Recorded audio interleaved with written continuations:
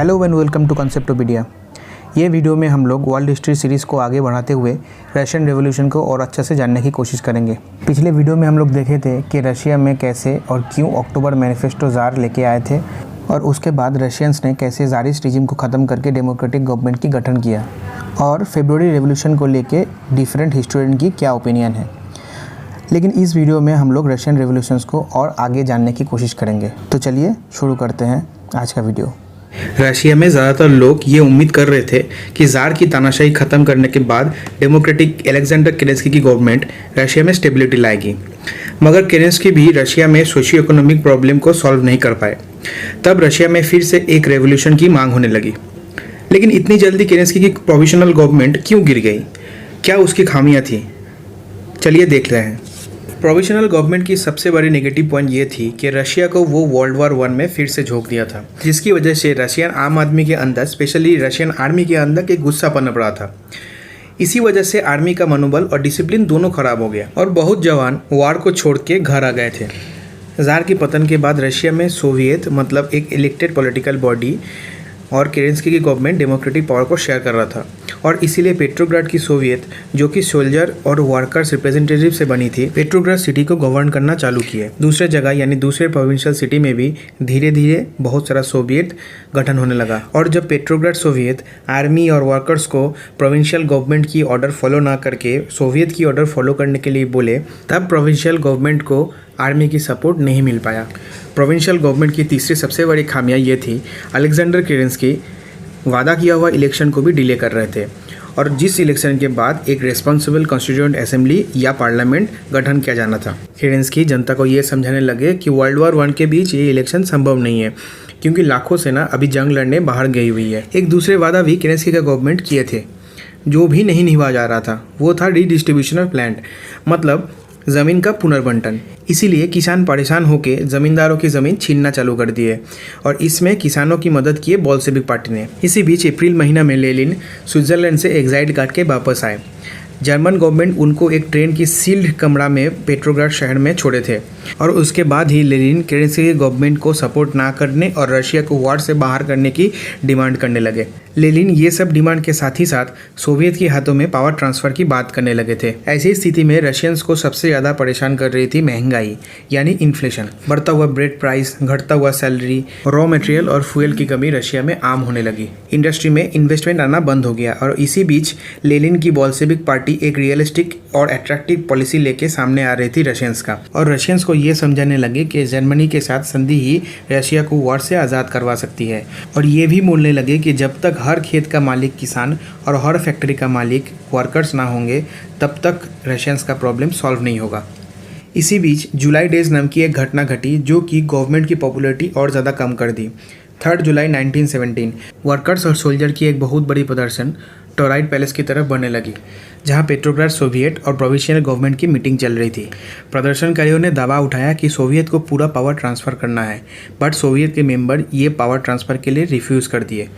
उसके बाद government troops को बुला के आंदोलनकारियों को शांत किए और सब घटना के लिए बोल्शेविक्स को जिम्मेदार करने लगे और लेनिन के ऊपर यह भी इल्ज़ाम लगाया गया कि वो जर्मनी का स्पाई है।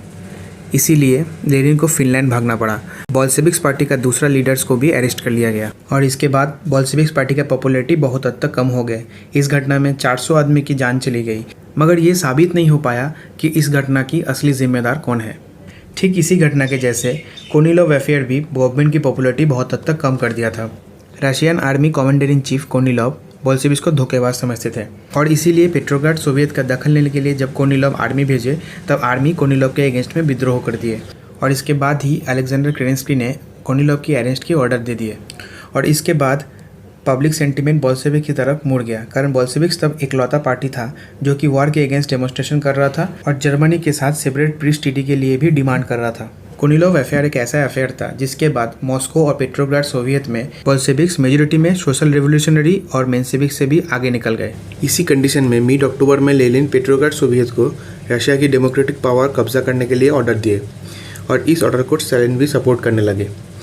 तब 25 और 26 अक्टूबर को बोल्शेविक रेड गार्ड और आर्मी ट्रूप्स जो कि पेट्रोग्राड सोवियत की लॉयल थे, important buildings, telegraph office, railways कब्जा कर लिए और प्रोविजनल गवर्नमेंट का लीडर्स को अरेस्ट कर लिए और इसी के साथ प्रोविजनल गवर्नमेंट का पतन हो गया। ये एक ब्लडलेस रेवोल्यूशन था, लेकिन इस रेवोल्यूशन के बाद केरेंस्की भागने में कामयाब हो गया। लेकिन क्या ये रेवोल्यूशन एक तख्तापलट था या मास मूवमेंट था? इस टॉपिक को लेके बहुत हिस्टोरियन का अलग अलग राय है। सोवियत हिस्टोरियन का ये मानना है कि ये एक मास मूवमेंट था। किसान, मजदूर, सोल्जर्स अट्रैक्ट हुए बोल्शेविक पॉलिटिक्स में, जो कि युद्ध विराम और किसान के लिए ज़मीन, वर्कर कंट्रोल इंडस्ट्रीज और सोवियत कंट्रोल रशिया के लिए मांग उठा रहे थे। लेनिन बहुत कैरिज्मेटिक लीडर थे और only 16 out of 97 major city में ही बोल्शेविक फोर्स के साथ अथॉरिटी को अरेस्ट कर लिए थे।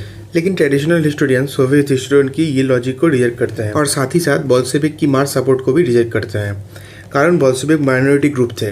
ट्रेडिशनल हिस्टोरियन का ये मानना है कि बोल्शेविक प्रोफेशनल रेवोल्यूशनरीज का एक बहुत बड़ा ग्रुप था और ये ग्रुप रशिया में केओस की यूज़ करके तख्तापलट किए। बोल्शेविक सक्सेसफुल हुआ इसीलिए क्योंकि वो बहुत डिसिप्लिन थे और वो सिटी का कुछ इंपॉर्टेंट पॉइंट को कैप्चर कर लिए थे, जिसके लिए तख्तापलट करना आसान हो गया।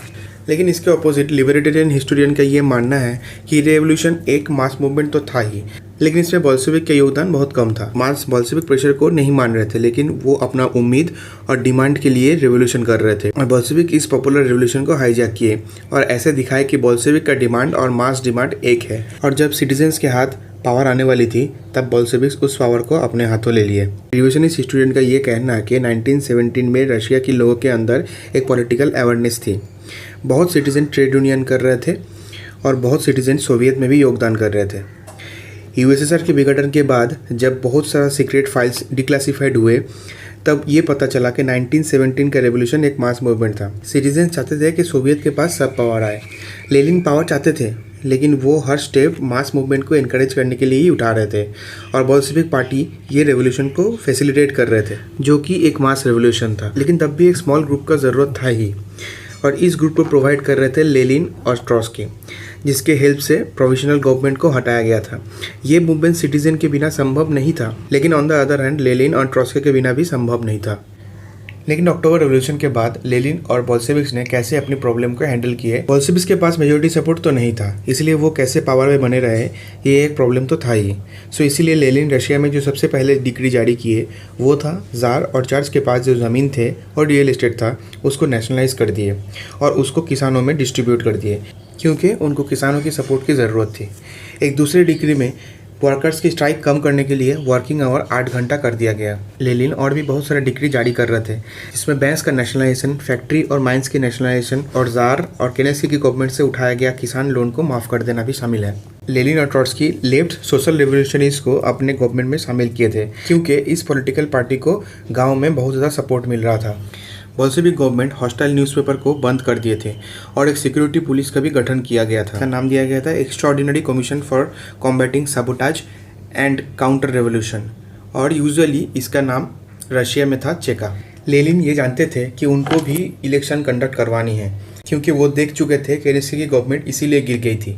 तो लेनिन प्लान्ड इलेक्शन को करवाए थे, जिसका रिजल्ट भी आप लोग देख सकते हैं कि बोल्शेविक पार्लियामेंट गठन करने लायक मेजोरिटी में नहीं था और इसीलिए सोशल रेवोल्यूशनरीज पार्लियामेंट गठन किए। मगर लेनिन उसके बाद अपनी रेड गार्ड की हेल्प से पार्लियामेंट को भंग कर दिए थे और उसके बाद लेनिन बोले थे कि बोल्शेविक्स को पता है वर्कर्स की डिमांड क्या है और इसीलिए रशिया में एक इलेक्टेड पार्लियामेंट की कोई ज़रूरत नहीं है।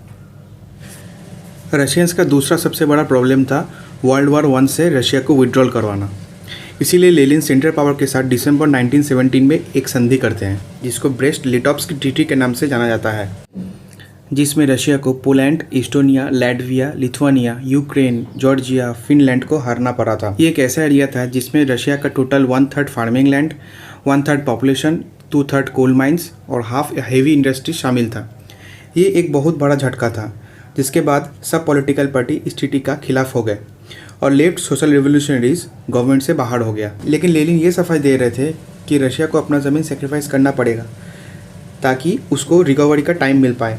लेनिन शायद ये सोच रहे थे कि जब ये रेवोल्यूशन जर्मनी और यूरोप की दूसरे देशों में स्प्रेड करेगी, तब ये ज़मीन फिर से रशिया का कंट्रोल में आएगी। हर पॉलिटिकल लीडर का कुछ ना कुछ ड्रॉबैक रहता ही है और लेनिन का भी था। तो क्या था लेनिन का ड्रॉबैक, वो हम लोग नेक्स्ट लेक्चर में देखेंगे। तो हम लोग ये डिस्कशंस को यही ख़त्म करते हैं। नेक्स्ट पार्ट में हम लोग देखेंगे कि लेनिन का क्या ड्रॉबैक था, क्यों लेनिन को वायलेंस का हेल्प लेना पड़ा और रशियन सिविल वॉर क्यों हुआ था।